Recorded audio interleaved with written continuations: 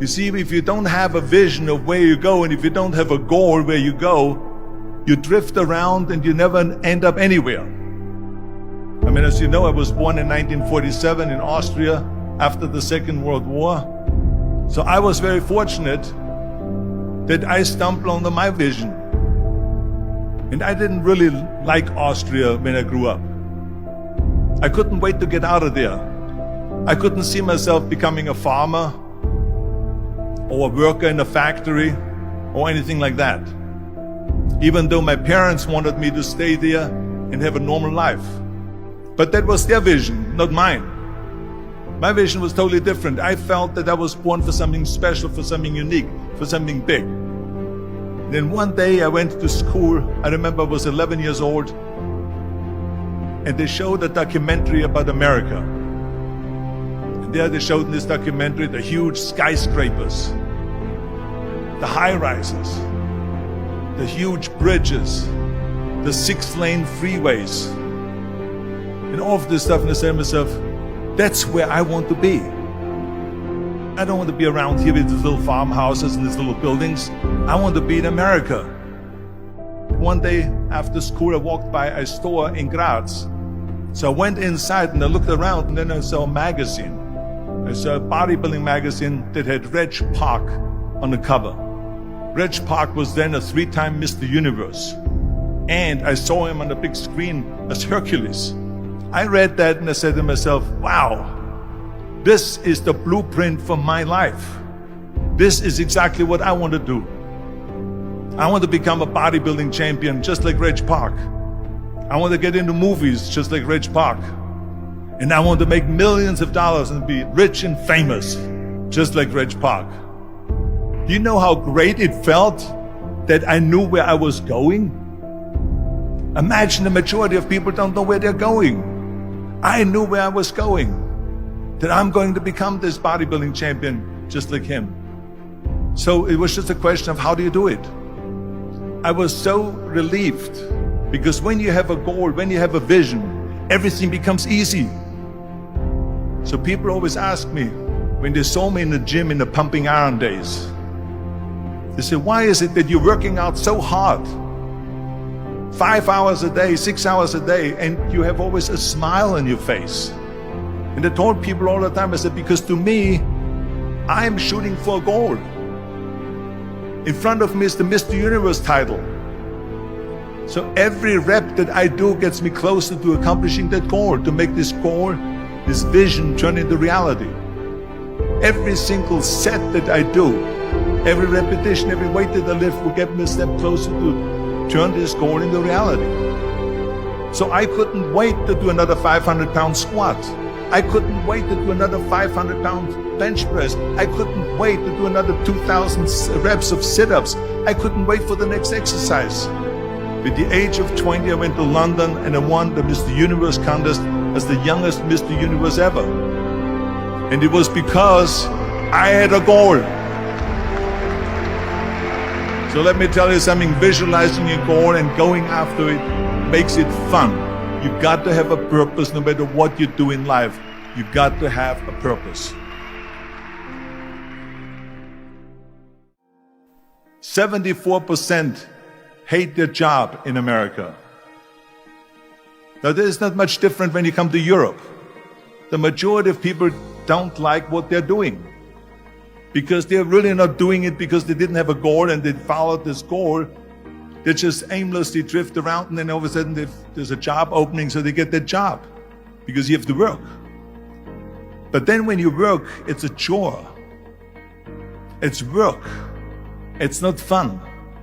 So if you think about, only a quarter of the people really enjoy what they're doing in life. That is unbelievable if you think about it. So I felt so blessed that I knew what I was doing. It's like a medical student that studies and knows he wants to become a doctor. You know where to go. And the same thing is also in politics. I remember that in politics, I had a very clear vision that I will be the leader of California. That's as far as I could go, because I was not born in America, so I could not run for president. So being the governor of the 5th largest state I should say the largest state, the fifth largest economy in the world, was for me really the ultimate title, the ultimate accomplishment in politics. So even though people came up to me and says, why don't you go and run for something smaller, you're never gonna make it. I ran for governor, and then 2 months later I became governor of the state of California. Again, because I had a very clear vision what I'm gonna do with California. So that's rule number one, have a vision. Rule number two is, don't listen to the naysayers. Don't listen to the naysayers.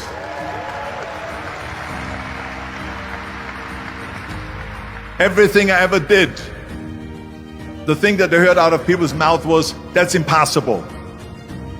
That can't be done. Or no.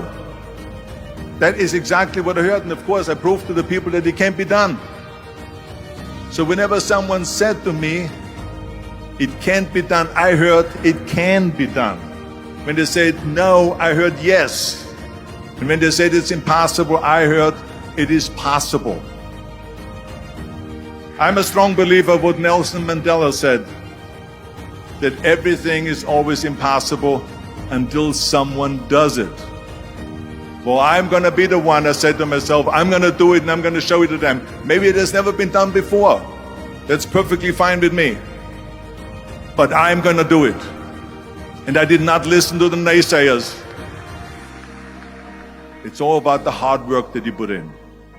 I said to myself, in bodybuilding I worked out 5-6 hours a day. I'm going to do the same thing now for acting. And of course I went to college to study English.